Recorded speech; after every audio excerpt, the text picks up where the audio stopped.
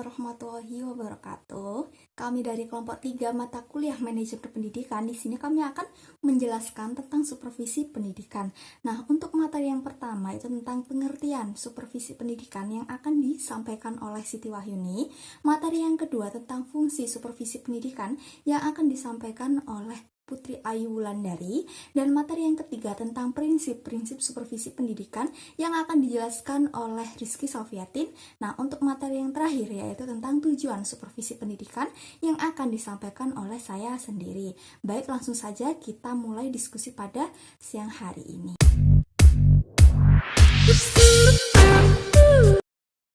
Saya Siti Wahyuni, NIM T 2017-4028. Baik, untuk materi yang pertama yaitu tentang pengertian dari supervisi pendidikan. Secara etimologis, kata supervisi itu berasal dari bahasa Inggris yang berarti supervision, yang artinya pengawasan. Jadi supervisi pendidikan yaitu pengawasan dalam bidang pendidikan. Sedangkan secara morfologi, supervisi itu dibentuk dari dua kata. Yang pertama yaitu super, yang berarti atas atau lebih, dan juga visi, yang berarti lihat. Jadi seorang pengawas atau seorang supervisi itu mempunyai posisi di atas atau mempunyai kedudukan yang lebih tinggi daripada orang yang disupervisinya tersebut. Tugasnya apa? Tugasnya yaitu melihat, menilai, atau mengawasi orang-orang yang disupervisinya tersebut.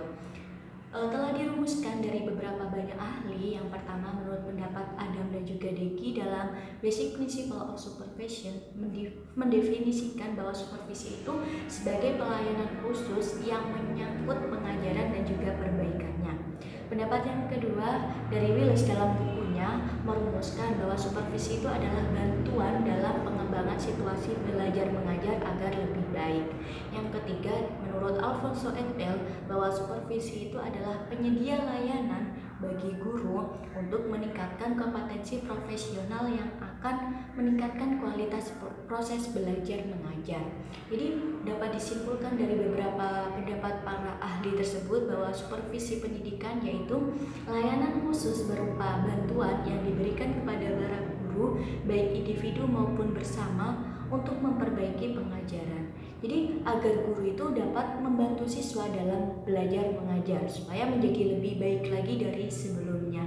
Dengan kata lain, supervisi pendidikan yaitu suatu teknis pelayanan profesional dengan tujuan utamanya yaitu untuk mempelajari dan juga memperbaiki bersama-sama dalam membimbing dan juga mempengaruhi pertumbuhan anak.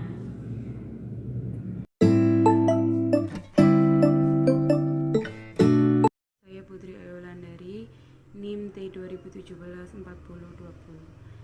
Saya dari kelompok 3, saya akan menjelaskan tentang fungsi supervisi dalam pendidikan. Supervisi itu sendiri yaitu bertujuan untuk meningkatkan kualitas dan kinerja dalam bimbingan dan buatan kematangan profesional guru dan lembaga agar senantiasa bisa dijaga dan ditingkatkan. Dalam pandangan modern, supervisi itu sendiri adalah supervisi usaha untuk memperbaiki situasi belajar mengajar untuk membantu siswa agar lebih baik dan dalam belajar. Supervisi itu ada karena adanya kebutuhan suatu dalam landasan pengajaran dengan cara membimbing guru, metode mengajar, dan mempersiapkan guru untuk mampu melaksanakan tugasnya dengan kreatif yang tinggi dan otonom seorang guru, sehingga profesionalisme jabatan guru harus tetap dan dapat ditingkatkan.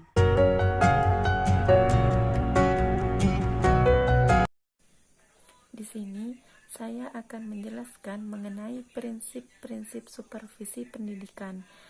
Dalam ilmiahnya, yakni sistematis, yang bisa disebut juga dengan kontinu, teratur, objektif, demokratif, kooperatif, dan juga menggunakan alat, konstruktif, dan tak lupa juga kreatif. Nah, dalam prinsip pokok supervisi pendidikan itu merupakan bagian internal dari program pendidikan. Nah, yang selanjutnya yaitu guru memerlukan dan berhak atas bantuan supervisi tersebut. Nah, dalam melaksanakan supervisi tersebut, di situ juga menjelaskan tujuan-tujuan dan juga sarana pendidikan dengan adanya supervisi pendidikan tersebut.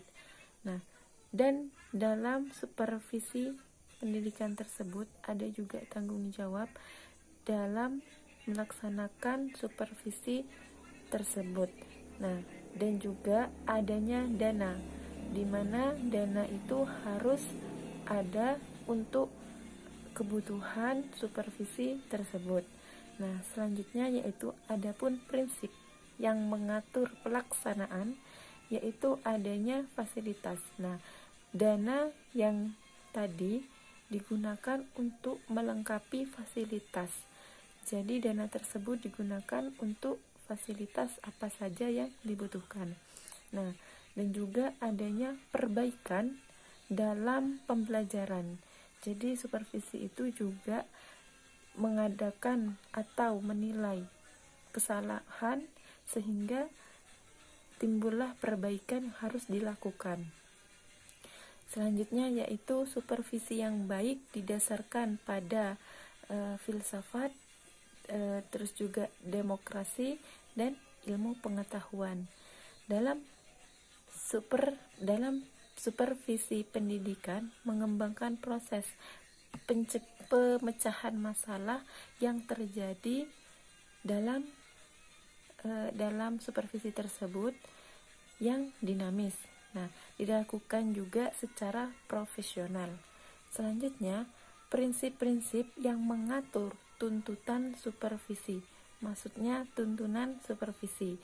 Nah, di situ juga ada tujuan akhir pertumbuhan murid. Nah, bagaimana kita bisa mengetahui setelah melaksanakannya supervisi. Nah, itu bagaimana siswa itu berubah atau tidak, atau bagaimana.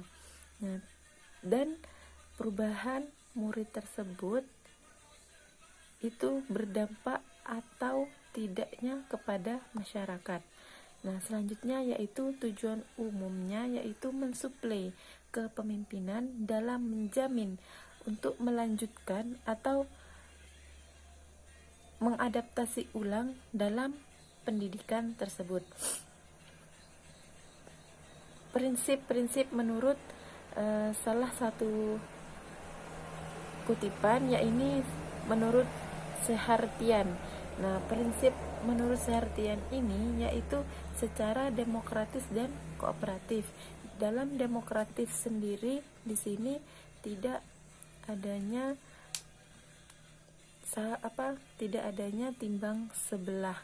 Jadi harus demokratif secara adil.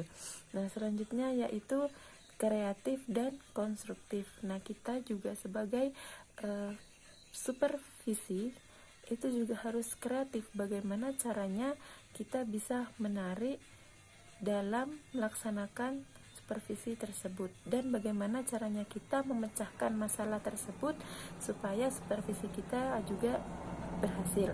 Nah, selanjutnya yaitu saintifik dan efektif. Nah, dalam supervisi ini juga melaksanakan saintifik dan juga yang efektif. Nah, perasaan aman pada guru. Nah, maksudnya perasaan aman pada guru di sini bagaimana perasaan supervisi yang melaksanakan supervisi tersebut itu merasa aman pada seorang guru.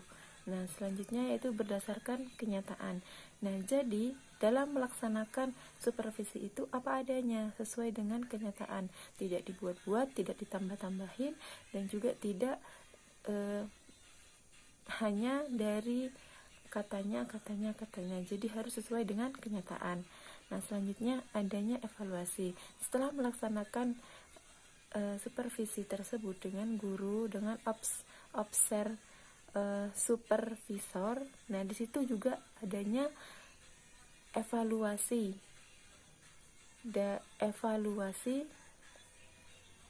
dari supervisor dan guru-guru.